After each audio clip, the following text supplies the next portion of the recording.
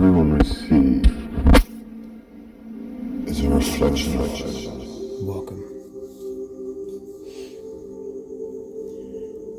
Today I bring to you the part 1 of a part 3 series of the feminine.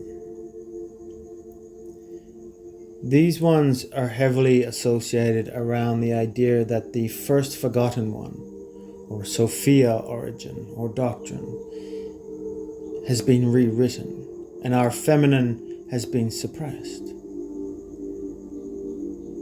These energies are one of myth, are one of belief in religion, and I would like to share with you this knowledge before it is rewritten from history in favor of TikToks and YouTube influencers and all of these people who have no relevance to history, distractions.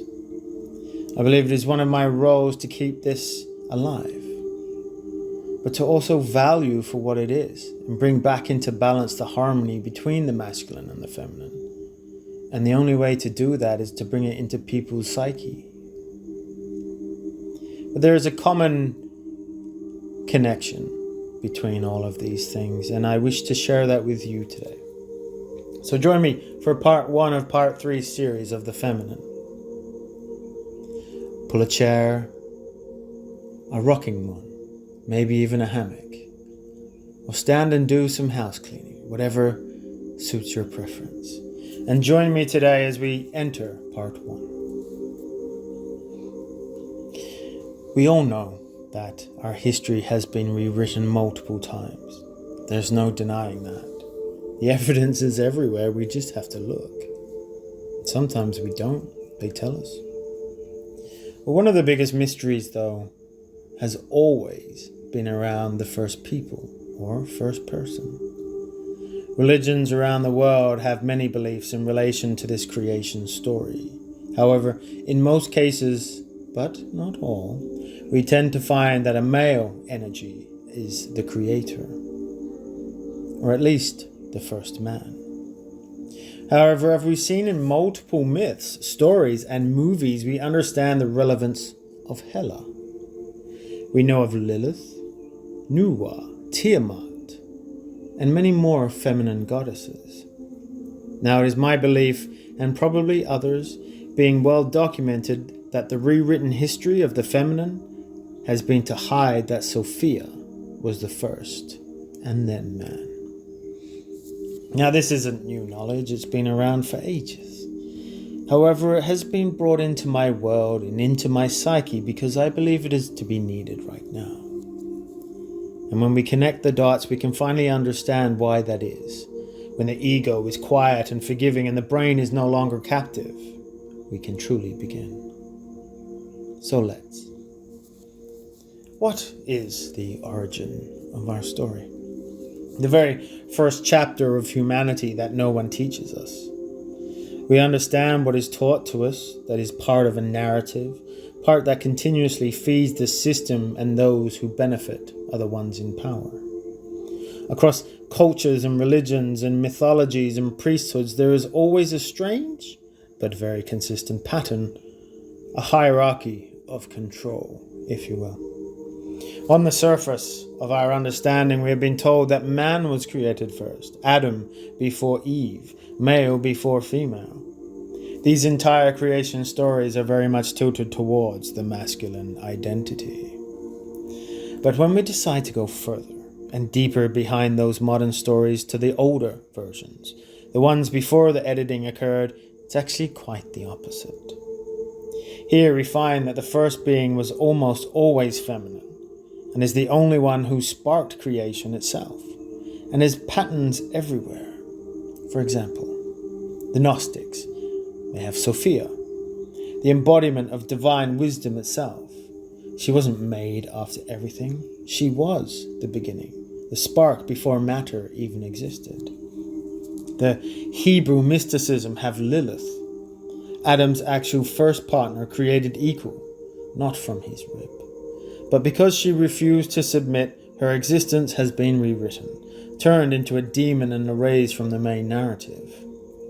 In Babylonian times, there is Tiamat, the primordial mother. She creates the gods, and then later versions change her into a monster defeated by Marduk, the male hero, which is a complete inversion of her original role. In Hindu cosmology, Shakti, pure energy of the divine feminine, one who predates form. Shiva without Shakti is at an imbalance. It literally means the creation begins with the feminine principle. These are but a few, and I will go into more detail in part 2, as I feel it is necessary to cover each of the roles these feminine energies plays in the reality of life, and how they are all connected. But one thing is undeniable, that the first being according to ancient scripture is almost always feminine, and then is removed somehow to support a different narrative. So in part 2, I will go through in major detail for a lot of these goddesses to highlight exactly who they were, what they mean, and what does it mean to us. But let's take a look now at part 1. Let's take a look at modern movies. Thor, Ragnarok, Odin's firstborn, Hela, who conquered realms and armies, a personification of strength, a powerhouse, a woman, and rightful heir. He trapped her away and erased all traces of her, including artworks, and rewrote Asgard's history, and later to find out she was evil and portrayed as such. And to a lesser extent, let's look at the Terminator movies. When the Terminator was sent back in time to kill the Resistance before it began by eliminating Sarah Connor.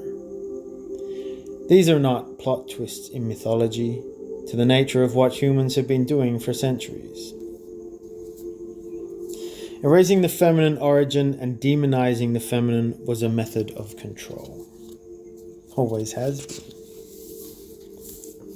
But why would anyone want to remove the first origins of feminine? Why would they have a need for the control? Now, this is in a modern day sense, as I highly doubt that the original versions were anything close to what we have now, and they embodied harmony with the energies. So, why would they do it? Well, simply 2 reasons. Firstly, to maintain or develop patriarchal power structures, because in the religions of today, if the feminine was created first, or was the created being itself, then the entire hierarchy collapses. So the story had to be rewritten and inverted for them to justify male dominance, to justify war and slavery. Even women not of first origin, such as Mary Magdalene, Circe, Morgan Le Fay, and others, have been demonized into this heresy of making women and feminine the problem. Secondly, erasing Sophia disconnects humanity from its true source, or beginning, always searching for a fabricated lie, so the goalposts keep moving, never able to find the true inner wisdom that we hold. Because Sophia represents intuition, imagination, creativity, sovereignty, the very idea that we have direct access to our truths from within. If people were to believe they are born from wisdom, not obedience, then they cannot control them from the outside. So removing the feminine origin was a way to disconnect people from their own power. The suppressed Sophia doctrine covers these exact aspects, as well as the notion that the masculine was created after for balance and never authority. So, in the grand view of all of this, what does it actually mean? Well, for a start, humanity was never born into sin. We were born wise and educated. We were never born to obey. We were born to create. The feminine isn't secondary, it is the divine blueprint. And man was never created to rule through oppression. His being is made to balance and protect. This viewpoint flips the narrative back to its original form. So instead of a world built on hierarchy and separation, our true beginning is built on unity, wisdom, and inner sovereignty. It isn't about the modern day equality or women rising in feminist power over men, as these are still the traits of the masculine dominance through narcissistic behaviors. The rebalance and unification of what is real, the truth of what is. And that is why the truth is resurfacing now in many assets, many ways, and many platforms. The old story is crumbling.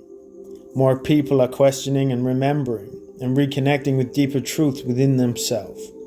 Because the one thing about truth is you can't bury it. You can't distort it. You can't rewrite it. Or maybe you can. But eventually it always returns. So, Sophia returns. And when Sophia returns, so does humanity's real identity. So why suppress in the first place? Well, feminine energy is the source of inner power, always noted towards that psychic energy, that connected to spirit, to source, to land. The feminine principle isn't about women, but the energy it represents. Intuition, inner knowing, imagination, healing, creation, emotional intelligence, spiritual sovereignty. These are the internal power sources. We don't need priests or kings or rulers or books or politicians to tell us otherwise. We don't even need them to access it. When the people live from their intuition instead of obedience, from inner knowing instead of external authority, they become uncontrollable and as such sovereign, from within, not needing outside permissions. And this alone threatens every hierarchy system ever built. The feminine energy makes people question. Patriarchal systems thrive on linear logic, linear thinking, and the hierarchy's fixed set of rules and obedience. This energy introduced questioning, fluidity, creativity. What if type thinking, and the ability of sensing when something is wrong. Power systems don't want people who question, they want yes men and people who follow orders. If the population is intuitive, can feel lies, trust their own guidance, then the control system collapses. The feminine was rebranded as emotional, irrational, hysterical, chaotic, and dangerous, a dangerous form of psychological conditioning. Not because it's alone in danger, but because it's dangerous to the system. Even before the institutions, even before the schools and the scholars existed, women held the real knowledge. If you know your history, women used to be the healers, the midwives, the herbalists, and the spiritual guides and the seers. Their knowledge came from nature, intuition, and generations of wisdom, not bodies or churches or government systems. This allowed for the need not to require permission, or expensive medicine, or priests or authority control over them. So the rising masculine power decided to criminalize the knowledge, demonize it, outlaw and ban it, calling it witchcraft, for the simple reasoning of it working too well outside their systematic of control. In the Salem trials, they were about dismantling feminine authority, a targeted psychological warfare, a calculated message to society that one must not heal without permission or payment. Do not think for yourself, do not practice your gifts, do not stand in your own power. These women who healed others, questioned authority, owned land, had visions, or simply didn't comply to the narrative were accused. We can understand everything, from voting, from living to being. It was all a play to diminish the value and the worth of the feminine, to keep the charade alive and the fear even more so. When people begin to understand the feminine is the force of creation itself, then the misaligned masculine rule of dominance loses its illusion of being the chosen one. The wild part of all of it is that the feminine energy they tried to suppress is rising again. People are waking up, intuition is returning, and corruption is being exposed. Healing is becoming more mainstream, and the old way is collapsing. The feminine was never the victim. She was the threat, and that's why they silenced her. So, as the Sophia energy rises again, we will start to notice the birth of the universe again, the internal shifting of consciousness, the eternal coming home. It first rises in the body before the external worlds.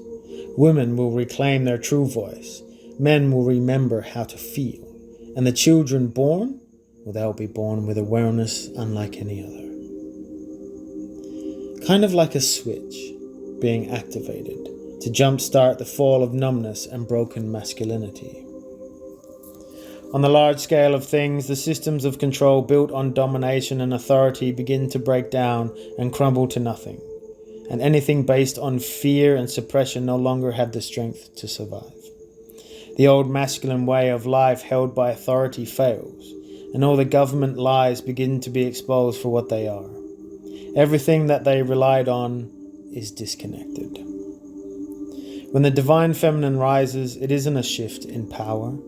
No. It awakens the true divine masculine and the feminine. The protector, the builder, the balance. Healing begins. Remembrance takes hold and people start stepping back into their creation mode, freeing themselves from survival instincts. And then the earth, well, she starts to breathe again. And when the earth breathes again, humanity grows with her. Sophia energy isn't just coming. It is knocking on every door, waiting for the ones who open. And the ones who do, well, they will lead the shift. So that is the end of part 1. A beginning introduction into Sophia and feminine energy. And I'd like to go into part 2. Coming in the next episode, where we discuss why, how, and the lead-ins to the different cultures around the world. Because we understand that in all things, whether it's religion or faith or belief or just general identity, I don't believe we are any different. The stories are the same, they are just twisted with different words and names. We've been led to believe multiple lies and so much suppressed information. This isn't saying that women rule and they're better. This is about bringing the equilibrium back into balance, the scales of justice to be weighed evenly, so that the flower shall continue to bloom.